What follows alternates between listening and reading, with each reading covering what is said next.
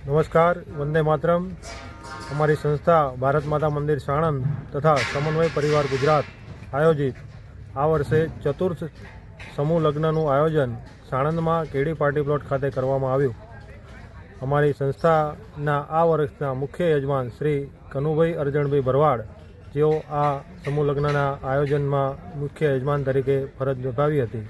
સમૂહ લગ્નનું આકર્ષણ જોઈએ તો આમ જનરલી સમૂહ લગ્ન કરતાં અમારા સમૂહ લગ્નમાં દર વખતે અમે એક ચોરી, તુલસી વિવાહ અને ભગવાન શ્રી કૃષ્ણની લાલાના ત્યાં લગ્ન થતા હોય છે।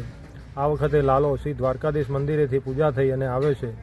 આ સમૂહ લગ્નનું અમે નિમિત્ત અને અમે સમર્પિત રાષ્ટ્રીય સ્વયંસેવક સંઘ, જે અમારી માતૃત્વ સંસ્થા છે, એને 101મા વર્ષમાં મંગલ પ્રવેશ નિમિત્તે અમે આ સમૂહ લગ્નનું સંપૂર્ણ કાર્ય એને અર્પિત કરેલ છે।